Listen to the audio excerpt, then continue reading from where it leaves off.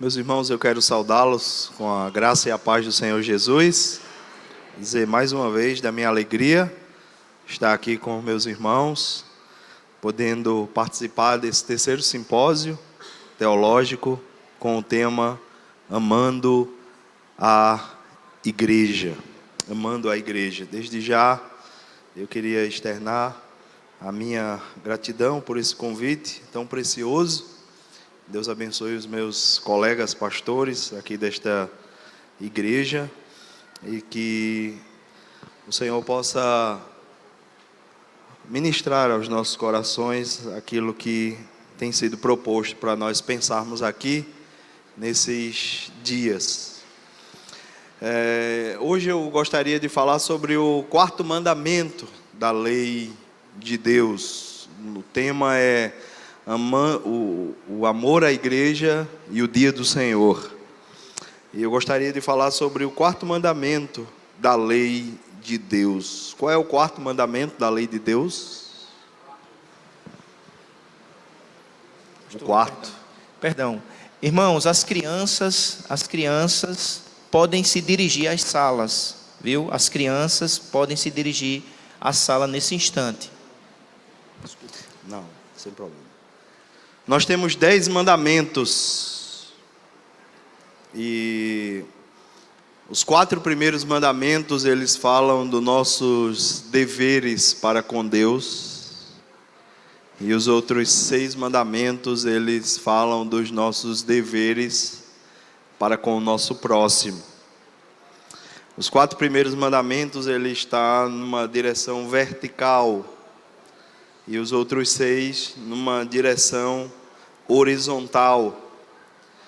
Os 4 primeiros mandamentos da lei de Deus, eles falam sobre a exclusividade da pessoa de Deus. Não terás outros deuses diante de mim. Fala da exclusividade da adoração a Deus. Não farás para ti imagens de esculturas. Fala da exclusividade da pessoa de Deus. Não tomarás o nome do Senhor teu Deus em vão. Mas também fala da exclusividade do tempo para Deus. Lembra-te do dia do descanso para o santificar. De modo que os 4 primeiros mandamentos, eles governam o nosso relacionamento com Deus. Fala dos nossos deveres e do nosso amor para com o Senhor Jeová. Enquanto que os 6 últimos mandamentos do Decálogo dizem respeito aos nossos relacionamentos uns com os outros. Falam dos nossos deveres para com o nosso próximo. Quando Jesus resumiu a lei de Deus, ele disse em Mateus 22, versículo 37 a 39: Amarás o Senhor teu Deus de todo o teu coração, de toda a tua força, com toda a tua alma e de todo o entendimento. Este é o primeiro e grande mandamento. O segundo, semelhante a este, é: amarás o teu próximo como a ti mesmo. Em outras palavras, os 10 mandamentos podem ser resumidos a 2 mandamentos: amar a Deus e amar ao nosso próximo. Em todos os mandamentos, nós amamos a Deus quando o amamos exclusivamente. Não terás outros deuses diante de mim. Amamos a Deus quando adoramos a Ele corretamente, não fazendo imagem de esculturas. Amamos a Deus quando, de fato, usamos o seu nome apropriadamente, não tomando o nome do Senhor nosso Deus em vão. Amamos os nossos superiores, honrando-os. Honra o teu pai e a tua mãe.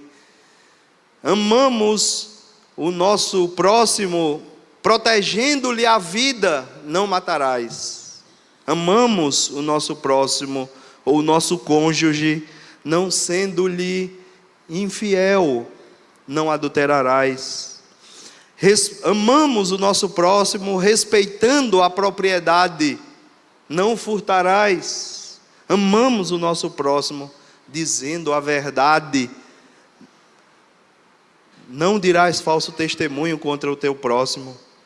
Amamos o nosso próximo não cobiçando o que pertence a ele, mas vivendo uma vida de contentamento. Amamos a Deus quando compreendemos o senhorio dele sobre o tempo. Por isso eu queria convidar você a abrir sua Bíblia em Êxodo capítulo 20. Êxodo 20, nós vamos ler o mais longo dos mandamentos.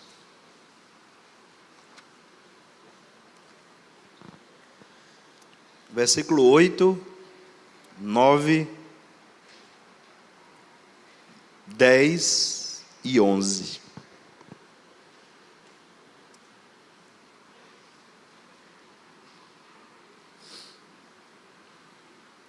Êxodo 20, versículo 8 ao 11. Assim diz a santa palavra de Deus. Lembra-te do dia de sábado para o santificar. 6 dias trabalharás e farás toda a tua obra. Mas o 7º dia é o sábado do Senhor teu Deus. Não farás nenhum trabalho, nem tu, nem o teu filho, nem a tua filha, nem o teu servo, nem a tua serva, nem o teu animal, nem o forasteiro das tuas portas para dentro. Porque em 6 dias fez o Senhor os céus e a terra, o mar e tudo que neles há, e ao 7º dia descansou. Por isso o Senhor abençoou o dia de sábado e o santificou. Esta é a palavra de Deus. Vamos orar mais uma vez? Pai, nós somos gratos a Ti pelo tempo que o Senhor preparou para que estivéssemos juntos mais uma vez, em mais um culto aqui na Sua igreja. Senhor, fala conosco através da Tua palavra, inspirada, suficiente. O Senhor já tem falado aos nossos corações através dos louvores, das leituras bíblicas, mas também fala conosco através da exposição da Tua palavra. Que o Teu Espírito ilumine a nossa mente, que o nosso coração esteja receptivo para ouvir as Tuas verdades. Aplica esta palavra nos nossos corações. Permanece conosco nos próximos minutos, Senhor. Ajuda-nos, Pai, a compreender aquilo que o Senhor preparou para nós nesta hora. Em nome de Jesus nós oramos. Amém. Queridos, eu cresci na comunidade dos crentes da minha época, ouvindo as seguintes ideias. Todo dia é dia do Senhor. Se todo dia é dia do Senhor, eu não preciso de um dia específico para cultuar a Deus corporativamente. Esse pensamento, essa ideia, ela fez com que toda uma geração de crentes já há muito tempo e ainda hoje banalizasse completamente o conceito do dia do Senhor.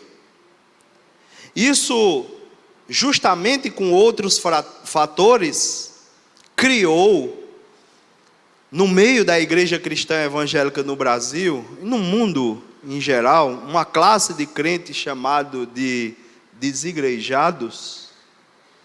Na mentalidade dessas pessoas não existe nada de especial, nada de exclusivo no culto público, na adoração, no descanso junto com o povo de Deus. Então, para esse grupo, não há necessidade nenhuma de igreja, muito menos de um dia especial para o culto. Agora pense um pouquinho comigo. Qual é a função principal da igreja? Para que é que a igreja existe? A igreja existe como uma comunidade dos adoradores de Deus. E a maior e mais relevante manifestação desta vida acontece no culto público. E o culto público, ele acontece no dia convencionado para ele acontecer. A adoração que nós chamamos de corporativa. O corpo se reúne e se reúne de uma maneira singular. Deus ministra a esse corpo através das orações comunitárias do culto público, diferentes das orações individuais que eu faço na minha casa, através da leitura pública comunitária da palavra de Deus, da exposição desta palavra, através da ministração dos sacramentos, o batismo e a ceia do Senhor. Essas coisas, elas acontecem no culto público, na reunião do povo de Deus. Pode existir exceção? Pode, porque eu posso orar em casa, eu posso ler a Bíblia em casa, mas convém que Deus convoque o seu povo num dia específico para comparecer à sua casa, para prestar atos de adoração. Por outro lado, o quarto mandamento, que nós vamos considerar aqui, ou Shabat, ou Dia do Senhor, tem sido alvo de muitos ataques, inclusive de cristãos professos, que julgam ser a guarda de um dia para adoração coisa do judaísmo, e que não nada tem a ver com a fé cristã. Alguns desses cristãos dizem que nós não temos que ter o dever de observar, sendo uma realidade inventada por homens e até mesmo pelas suas tradições.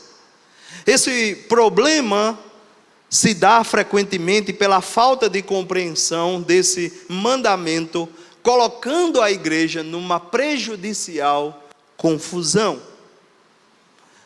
É bom lembrar, meus irmãos, que a palavra Shabat, ou sábado, na língua hebraica, não tem a ver com um dia depois da sexta-feira. Eu queria explicar isso para nós considerarmos o mandamento propriamente dito. Há pessoas que têm dificuldades, inclusive, de fazer a leitura dos 10 mandamentos, porque acham que nós estamos nos colocando como os adventistas do sétimo dia. Mas é bom lembrar que a palavra sábado, Shabat, na língua hebraica, nada tem a ver com o dia depois da sexta-feira. E por quê? Porque nas Escrituras, os dias da semana são numerados e não nominados, como na nossa cultura atual. Na cultura atual, nós nominamos os dias da semana como segunda, terça, quarta, quinta, sexta, sábado e domingo. Mas nas Escrituras, os dias da semana, eles não são nominados, eles são numerados. Primeiro dia, segundo, terceiro, quarto, quinto, sexto e sétimo dia. A palavra sábado significa repouso, descanso. O único calendário que Deus deu à igreja é o calendário de 7 dias, que culmina em um dia de adoração, em um dia de descanso. Por isso, ressalto que a prática de observar um dia de adoração não é uma novidade. A gente não está inventando a roda, mas separar um dia para adoração, descanso, é a postura santificada da igreja cristã nos últimos 2000 anos. Considere, por exemplo, que os cristãos devem observar o Shabat, ou o dia do descanso, o primeiro dia da semana, pelas seguintes razões. Vejam só. O domingo, o primeiro dia da semana, é o glorioso dia da ressurreição do nosso Senhor Jesus Cristo. Ele não está mais naquela tumba, ele ressuscitou dentre os mortos. E os evangelistas Mateus, Marcos, Lucas e João fazem questão de narrar esse episódio. Segundo, Cristo deliberadamente escolheu realizar as suas aparições aos seus discípulos sempre no primeiro dia da semana. Isso está em João capítulo 20, verso 19, verso 26.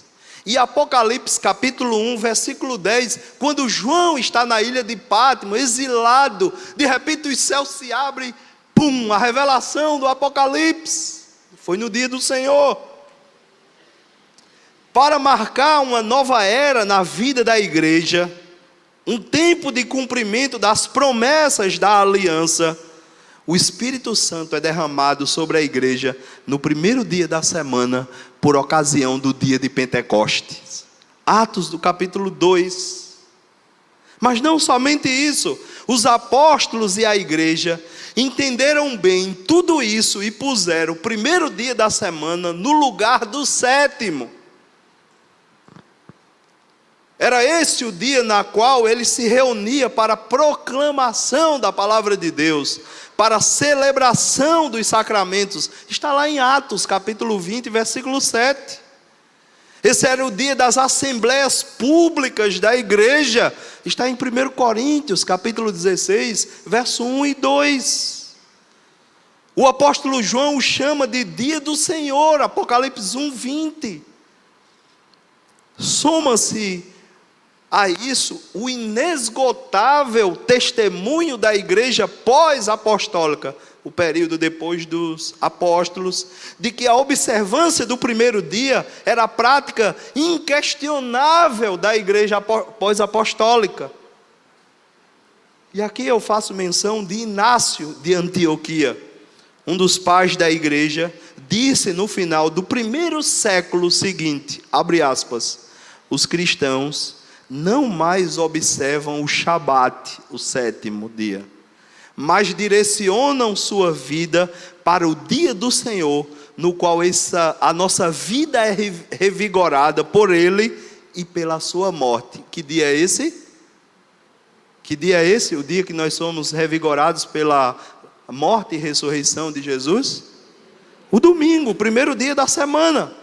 A partir da segunda metade do segundo século, fica claro que o termo dia do Senhor, e aí sempre que eu falar o termo dia do Senhor, estou me referindo ao primeiro dia da semana, ao domingo, fica claro que a partir da segunda metade do segundo século, o termo dia do Senhor está sendo usado para o domingo. Por exemplo, Justino, o Marte, o apologista do século II, disse que a igreja se reunia para o culto no domingo, o primeiro dia da semana. O Didaquê, um manual da igreja no início do segundo século, usou o dia do Senhor para descrever esse dia de adoração coletiva. Desse modo, o próprio fato das mudanças nos outros aspectos do culto da antiga aliança, como você tinha a circuncisão, foi substituída pelo batismo, você tinha a Páscoa, foi substituído pela ceia, você tem também o sábado, que foi substituído pelo domingo. E não somente isso, na antiga aliança, quem era que oficiava o culto?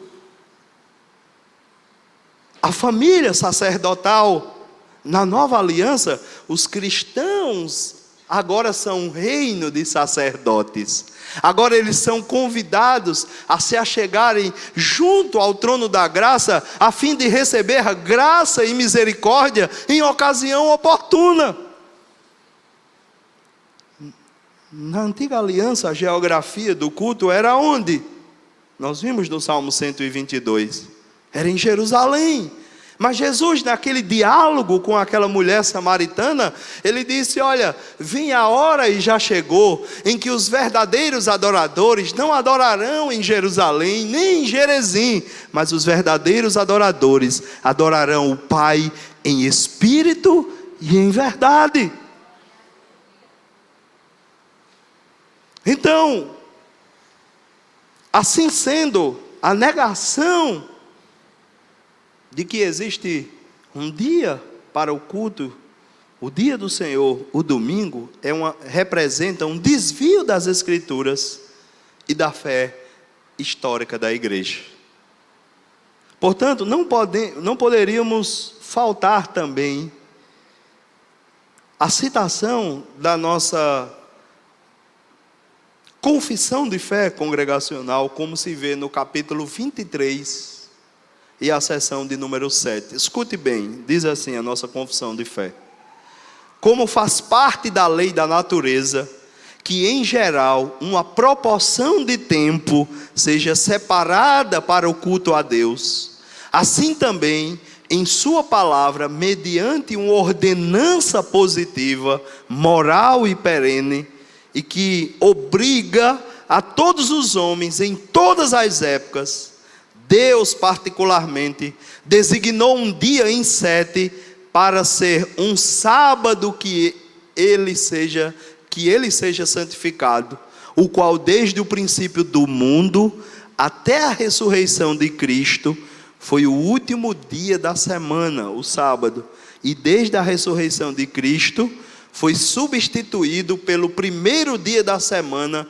que na Escritura se chama o dia do Senhor, e deverá continuar até o fim do mundo como sábado cristão, abolindo-se a observação do último dia da semana. Entretanto, aqueles que por razões verdadeiramente alheias à sua vontade não podem se reunir à igreja para adoração em culto solene no dia do Senhor, não ferem este princípio, ou seja, não quebram a observância de um dia de 7 para a adoração. Agora eu queria chamar a sua atenção para o texto que nós lemos aqui, de Êxodo 20. Esse mandamento eu gostaria de dividi-lo em 3 partes. O que nós temos que fazer? Segundo, como temos que fazer? E terceiro, por que temos que fazer? E aí, isso vai revelar o amor que temos ou não pelo dia do Senhor. Então, como é que temos de fazer? Olha aí o versículo de número 8 de Êxodo capítulo 20. O mandamento começa dizendo como? Versículo 8, vamos todos? Lembra-te do dia de sábado para... Êxodo 20 nos chama a lembrar o dia do Shabat, o dia do descanso, o dia do Senhor. Esse foi o dia dado à igreja antes mesmo que Moisés apresentasse o decálogo ao povo da aliança, o que já nos mostra de que o argumento de que nós não devemos observar o dia do Senhor porque ele é coisa da lei, já cai por terra, porque ele foi dado antes da lei. Gênesis capítulo 2, versículo 3, vamos lá para ele? Hoje é a escola bíblica dominical geral, né? 2, versículo 3.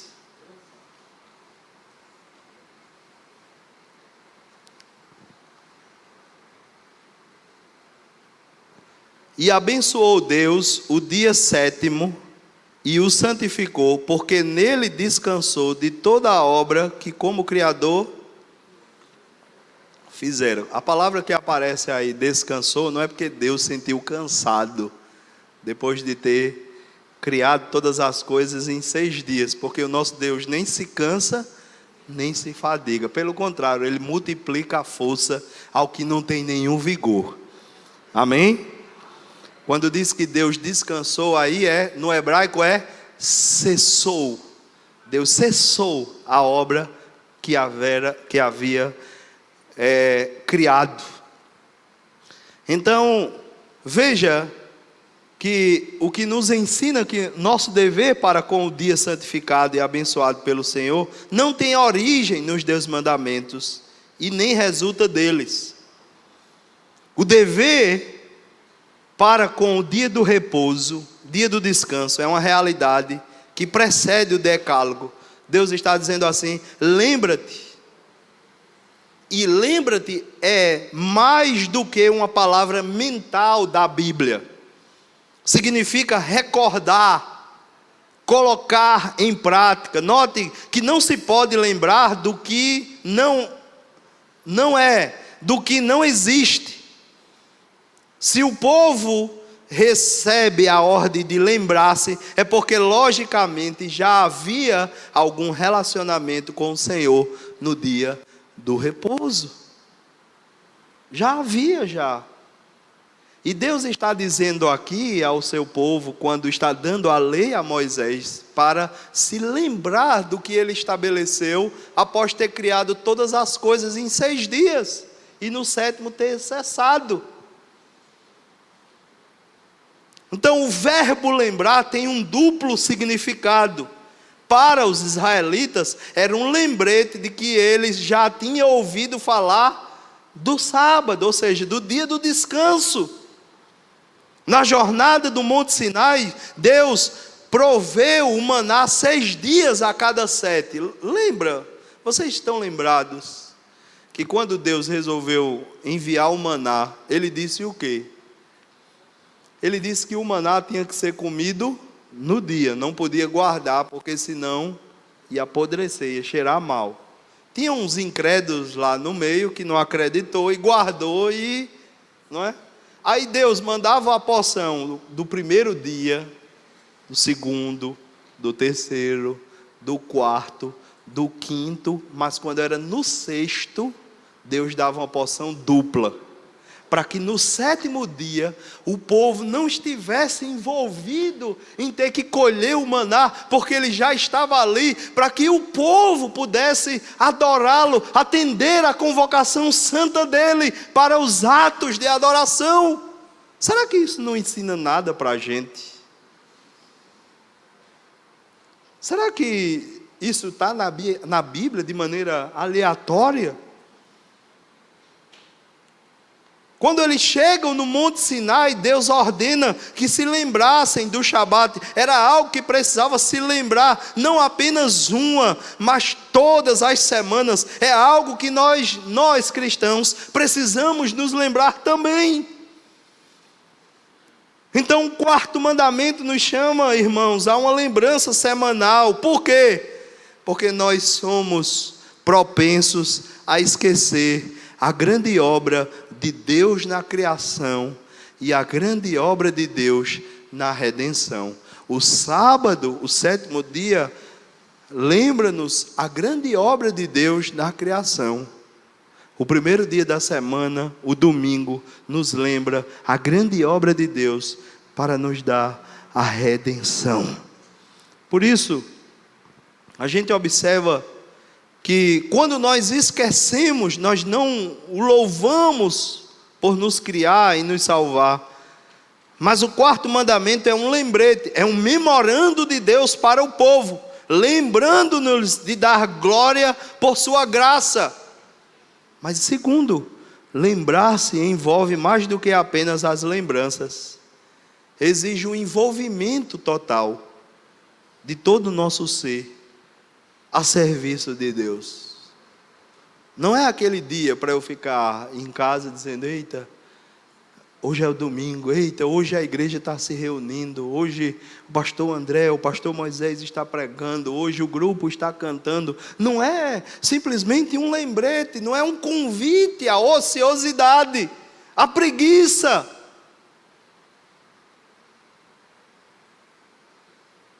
Lembrar do dia do Senhor é como lembrar do aniversário de casamento. É preciso um jantar, flores, talvez joias, uma noite romântica a 2. Da mesma forma, lembrar do dia do Senhor significa usar o dia para mostrar o nosso amor a Deus de maneira especial. É a mesma coisa.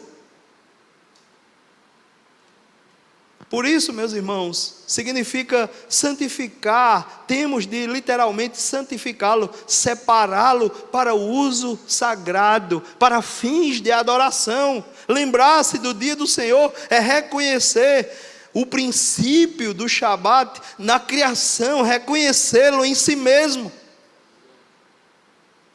É curioso que no relato paralelo dos 10 mandamentos, conforme Deuteronômio capítulo 5, versículo 15, fundamenta o dia do Senhor na libertação de Israel da escravidão.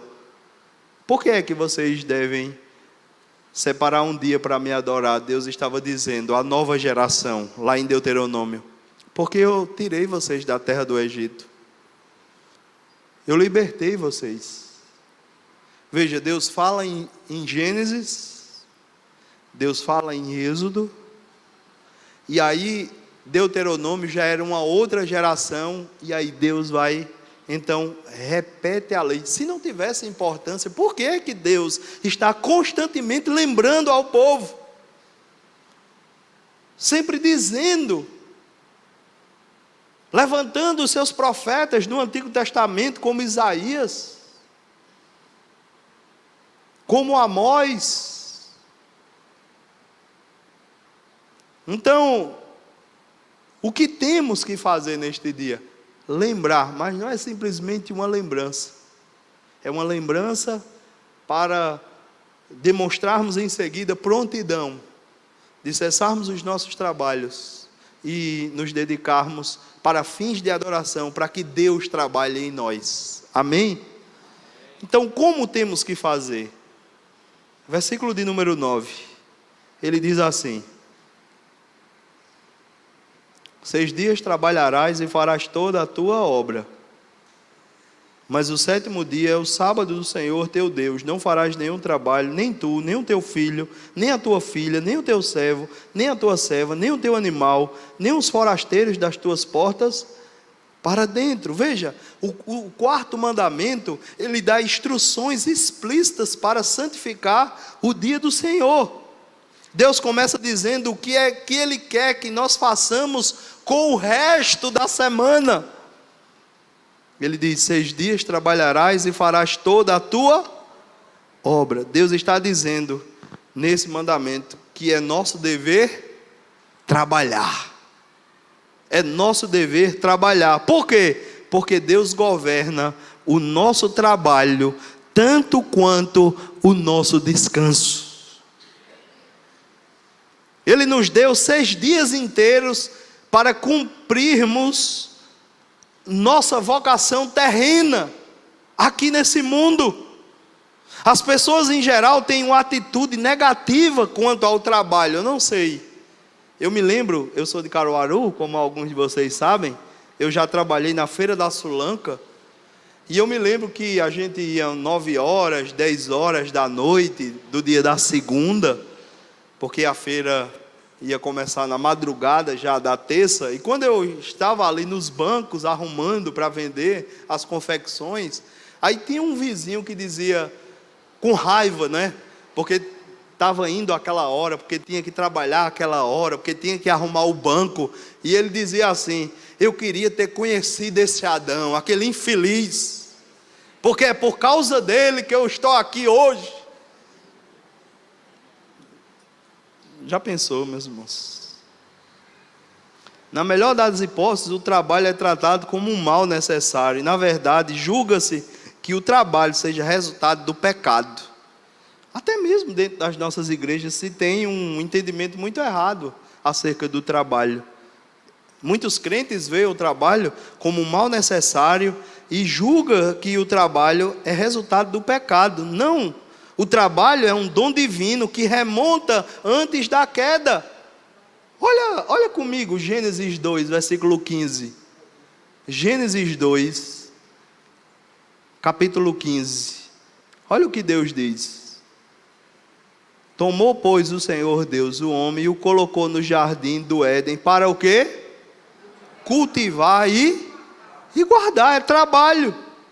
Deus estava dizendo: Adão, Eva, eu criei vocês para o trabalho. O problema, meus irmãos, é que o trabalho foi amaldiçoado pelo pecado. Foi só depois de Adão ter pecado que Deus disse o quê? Em Gênesis 3,17, olha aí comigo.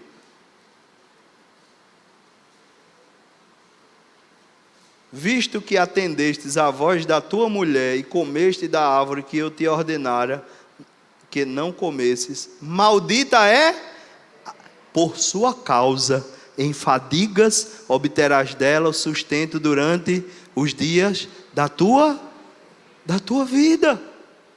Isso significa que ele teria que trabalhar o resto da vida em fadigas e com suor no rosto até retornar ao pó. Nós devemos observar que o trabalho não é uma maldição.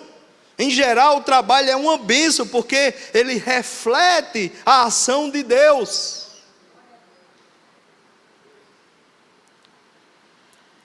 Em Gênesis 2:2 nós vemos isso. E havendo Deus terminado no dia 7º a sua obra, ou seja, Deus está trabalhando. Está trabalhando o quê? Criando as coisas. E aí o próprio Deus diz que ele cessa de toda a obra que tinha feito.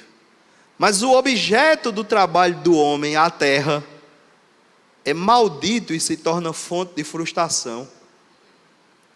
A maldição, meus irmãos, aqui, pronunciada por Deus, ela está ligada à tristeza, à frustração. Tristeza, não é? Acaba acordar segunda-feira de manhã, a frustração de trabalhar, de não ser reconhecido, de não ser promovido, a frustração, ao suor, ao cansaço que acompanha o trabalho. Mas não foi dessa forma desde o princípio. Portanto, o 4º mandamento nos lembra de honrar a Deus, fazendo uma semana de trabalho honesto,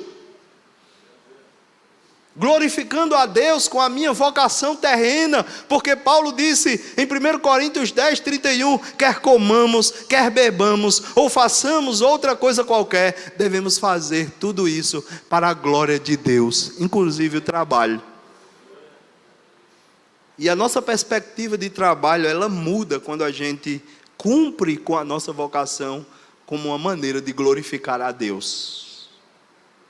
Por isso, guardar o dia do Senhor é devolver o dia para Deus, separar para a sua glória. O livro de Levítico chama o sábado, sabe de quê? O dia do descanso, de santa convocação. Lá em Levítico, capítulo 23, versículo 3, Deus está convocando o seu povo. Deus diz: trabalhe 6 dias, mas um dia eu estou convocando vocês. O culto é uma santa convocação. Meus irmãos, quando a gente compreende o culto cristão do dia do Senhor como uma santa convocação de Deus, tudo muda. A nossa alegria ao sair de casa, ao pegar ônibus, ao pegar Uber, ao vir de pé, ao vir de carro, seja lá aonde for, muda. Porque o culto, ele tem que ser encarado como audiência. Deus convoca e você... Vejam, o que é que acontece numa audiência? Você se ajeita todo direitinho, chega no horário, né? O juiz diz assim: a audiência está marcada para 9 horas da manhã. Você chega 9h30? Você chega 10? E por que no culto a gente chega? Porque a gente não entendeu que o culto é uma santa convocação. É Deus convocando a gente. E nesse culto, nessa audiência, Deus fala e a gente responde. Olha como é que lá em Torrões a gente cultua. A gente inicia com a leitura bíblica. Vinde, prostemos, ajoelhemos perante o Senhor que nos criou. É Deus falando ao seu povo. Veja, e qual é a nossa resposta A gente responde com oração e com cânticos. Aí depois tem a leitura dos 10 mandamentos. É Deus falando: eu sou o Senhor teu Deus, que te tirei da terra do Egito, da casa da servidão. Aí quando termina a leitura dos 10 mandamentos, a gente tem um momento de confissão de pecados. É a nossa resposta àquilo que Deus falou. E a gente responde com confissão e depois louvando a Deus pela alegria do perdão recebido. Aí vem o momento do ofertório, uma leitura bíblica. É Deus dizendo: honrem com as primícias de toda a tua renda, e se encherão fartamente os teus celeiros, e transbordarão de vinho os teus lagares. Aí a gente responde, trazendo as nossas ofertas, com cânticos dos nossos lábios, e agradecendo pela provisão de Deus. E agora vem a pregação do Evangelho. É Deus falando com o seu povo. Quando termina a pregação, tem a oração. É a nossa resposta àquilo que Deus falou. Então o culto é um diálogo. Às vezes Deus está falando, mas a gente está lá, olhando o Instagram, o WhatsApp. A gente está conversando com o vizinho do lado. A gente está olhando a marca do sapato ou da roupa que ele veio para a igreja.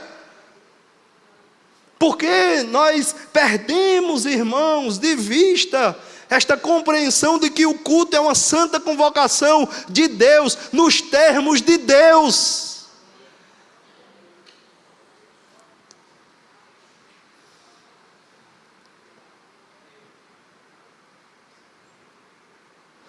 Esse foco na adoração levou os puritanos a se referir ao dia do Senhor como o dia da feira da alma.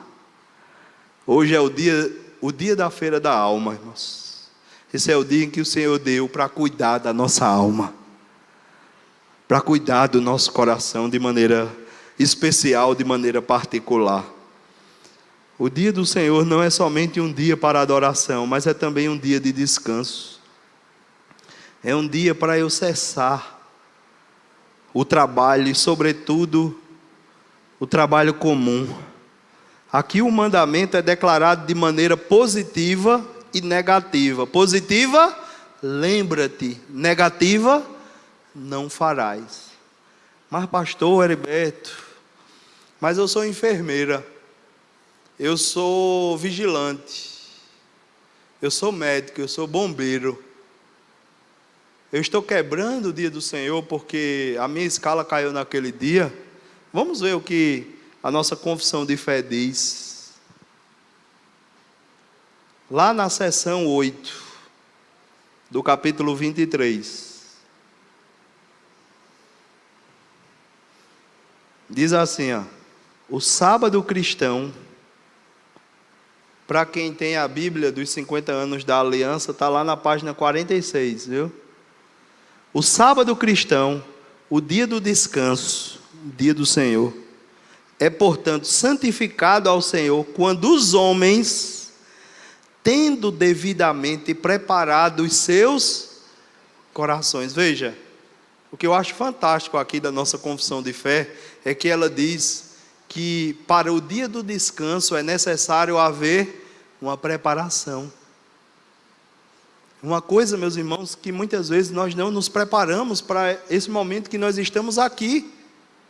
Viramos à noite, viramos à madrugada, muitas vezes em festas, em aniversários, com o celular, e ainda tem aqueles crentes que colocam assim, né, no story, sem sono, esperando o sono vir. Se fosse orando, né, irmão, lendo a Bíblia, era uma bênção, né?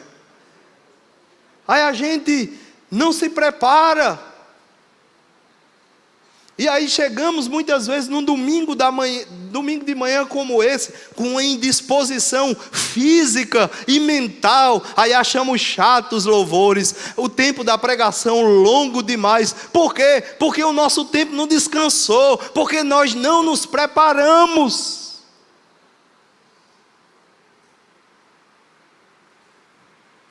Por isso, quando os casais lá da igreja vão casar, eu digo: bota o casamento para o sábado à tarde. E aí o pessoal aluga as chácaras que tem lá em Aldeia, que parece o Jardim do Éden. Eu nunca fui lá não, mas...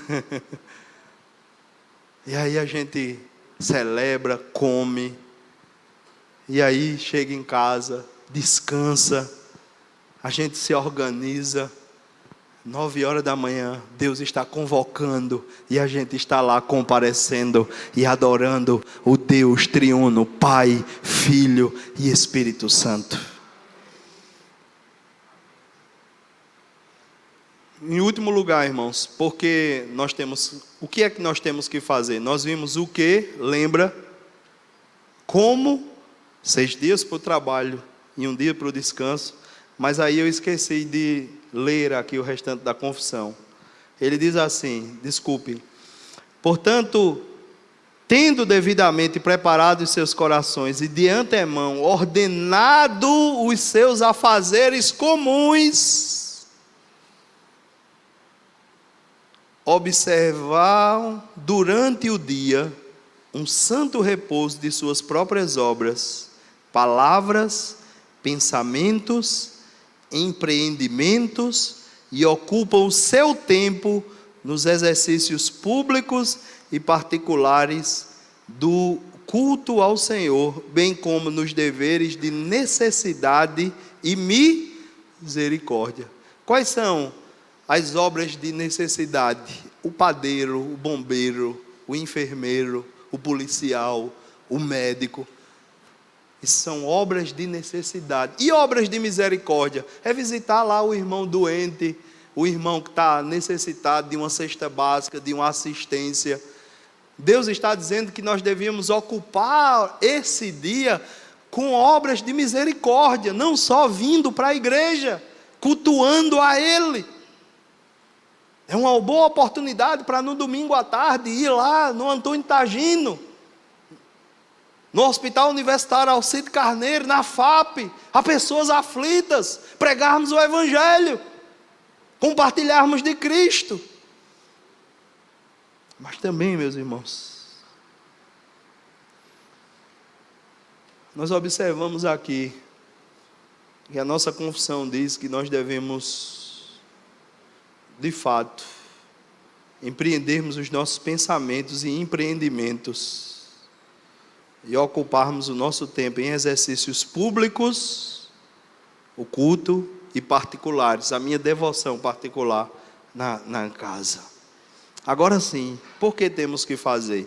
Olha o versículo 11, e aí nós encerramos. Versículo 11, ele diz assim: porque em 6 dias fez o Senhor os céus e a terra, o mar e tudo que neles há, e ao 7º dia cessou.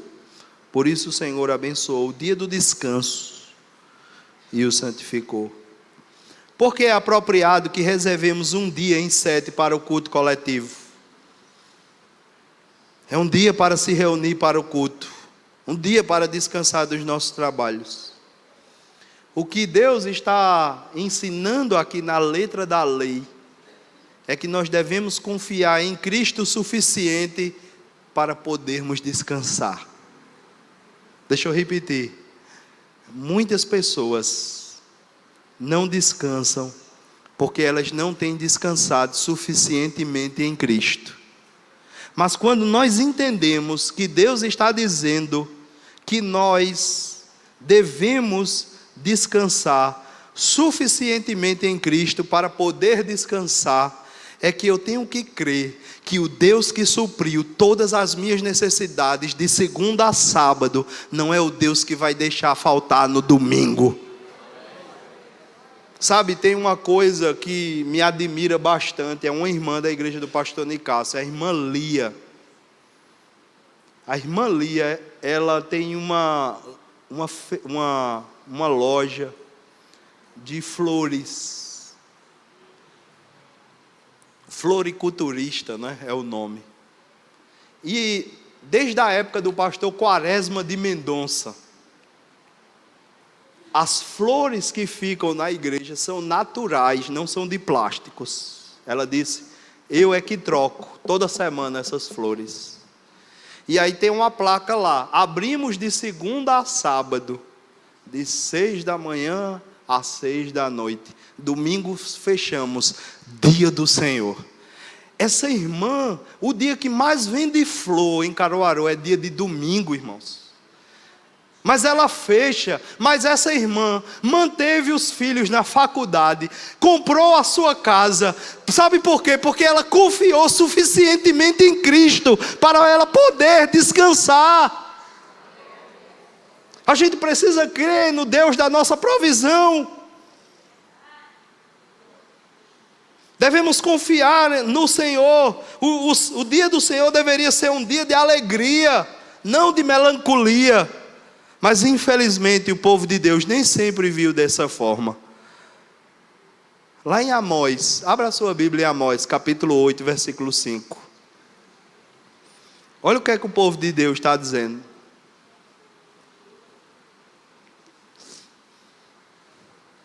Quando a lua nova vai acabar, para que possamos vender grãos? Quando? A preocupação do povo não estava em adorar a Deus não, mas quando ele iria vender o quê? Os grãos. Perguntavam as pessoas no dia de Amós. E o Shabat, para que possamos pôr o trigo à venda. O povo de Deus considerava o dia do Senhor um dia de restrição, em vez de um dia de bênção. O povo de Deus esqueceu repetidas vezes que assim como um arco-íris no céu falava da promessa de Deus a Noé, o dia do Senhor, o dia do descanso, era um sinal de que Deus cuidaria do seu povo, se o povo aprendesse a confiar nele. Quando a gente aprender, meus irmãos, que Deus cuida da gente, a gente vai confiar, a gente vai descansar, o nosso coração vai sossegar. Confiar no Senhor significa abster-se dos negócios rotineiros, reunir-se para uma assembleia sagrada, uma santa convocação. Estes eram, pois, os motores gêmeos do Shabat. Qual é? Adoração, descanso. Descanso, adoração. Os dois estavam indissociavelmente ligados no Antigo Testamento. Portanto, descansamos para que possamos estar livres para adorar a Deus. E adoramos a Deus confiando nele o suficiente para descansarmos. Entretanto, muitos veem o culto coletivo como uma coisa boa a fazer, se o tempo estiver bom. Mas não bom demais. Se o jogo de futebol for desinteressante, se a prática esportiva não interferir, ou se eles não estiverem muito cansados, de alguma forma nós passamos a ter a ideia de que se reunir como povo de Deus para adoração a Deus e ouvir a sua palavra é uma coisa boa para fazer, quando se encaixar na minha agenda. Este, porém, não é o ideal do Novo Testamento. Quando o autor aos Hebreus, no capítulo 10, versículo 25, disse o quê? Não deixemos a nossa congregação, como é costume de muitos. Seja sincero, você que tem filho aqui, como eu, você está ensinando os seus filhos que o domingo é um dia em que você vai à igreja, ou um dia que você se esforça para ir para a igreja?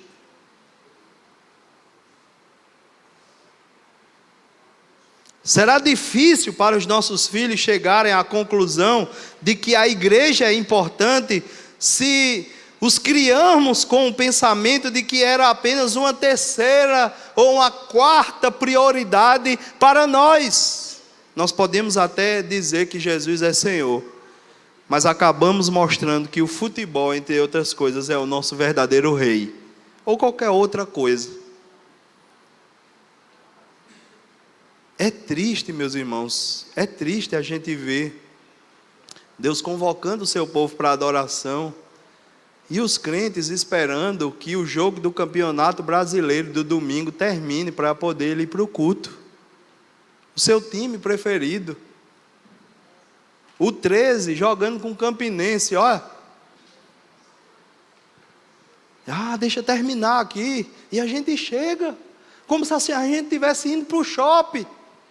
E a gente vai para escolher o que agrada a gente. Isso não foi bom, isso aqui foi, isso não foi. A nossa mentalidade, meus irmãos, muitas vezes está se tornando secularizada. Eu quero dizer para você, como conclusão, que pode ser um trabalho árduo. Descansar pode ser um trabalho árduo. Quer estejamos falando de um dia em 7, quer de depender de Cristo todos os dias da nossa vida. Por isso que nós devemos nos esforçar para entrar no descanso designado por Deus. Isso aqui, meus irmãos, é a luta da fé. É uma batalha. Toda semana nós estamos sendo desafiados, bombardeados com convites, com coisas para fazer, com agendas para atender, com compromissos para cumprir. Eu confesso que não é fácil, é difícil. Algumas pessoas estão correndo como loucos, pensando.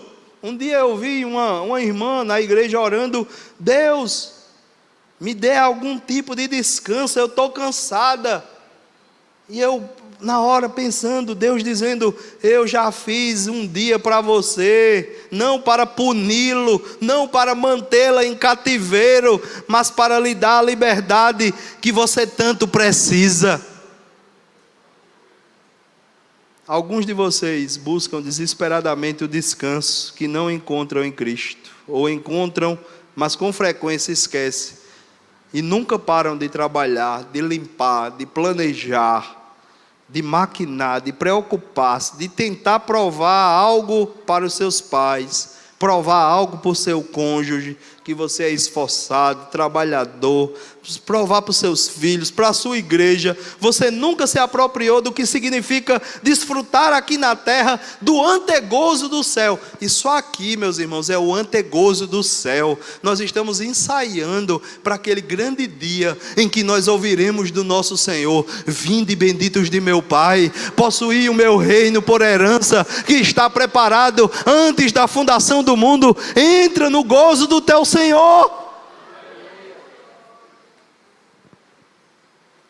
Fico olhando a melodia desse teclado, desse piano. Naquele dia, meus irmãos, nós estaremos todos juntos com os anjos, com os querubins, com os serafins, com milhares de crentes de todo o mundo, que estarão reunidos no único lugar, dizendo: digno é o Cordeiro de receber a honra, a força, a glória e todo o poder. Por isso, observe o dia do Senhor não de forma legalista, causuísta. Eu não posso nem ligar o fogo. Eu não posso nem mudar o gás que secou, porque o gás é danado para secar na hora do almoço no dia de domingo, né? Lá em casa é assim. Parece que ele só seca no domingo. Não olhe para o dia do Senhor como forma legalista, não, ou como causuísta, mas como o dia da vitória do Senhor, cultuando na igreja, na devoção particular da sua casa, mas na adoração coletiva, na santa convocação, na santa comunhão com os irmãos, para o desenvolvimento dos teus dons e da tua vida espiritual. Segundo, não esqueça que o domingo abre a perspectiva para o grande e futuro dia do Senhor, quando cessará todo o trabalho cansativo do homem. Eu quero dizer para você que tem trabalhado muito, um dia, todo esse trabalho cansativo seu cessará. Você não precisará trabalhar mais, porque você vai eternamente descansar ao lado do Senhor Jesus. E em último, compreenda que pelo cumprimento ou não desse mandamento, nós podemos observar, preste atenção a isso, o progresso ou a decadência espiritual de uma vida, de uma família, de uma igreja e de uma nação. O desprezo do dia do Senhor traz consequências graves para a família e para a igreja, irmãos. As diversões, a televisão, os esportes, ou mesmo a ociosidade no dia do Senhor, estão levando os crentes à indolência espiritual, à apatia, à nostalgia, ao marasmo. Estamos sendo engolidos pelo secularismo que despreza a Deus e a sua palavra. Nós precisamos nos voltar para o Senhor. Nós precisamos nos lembrar do dia do Senhor com santo deleite e com uma profunda alegria. Na geração do descompromisso, do relativismo moral, da apatia espiritual, é preciso que a igreja se arrependa, se humilhe e se levante no poder do Espírito Santo para viver de modo digno de Deus. É tempo de resgatarmos a observância fiel e zelosa do dia do Senhor. Que Ele aplique, pois, no nosso coração a sua palavra.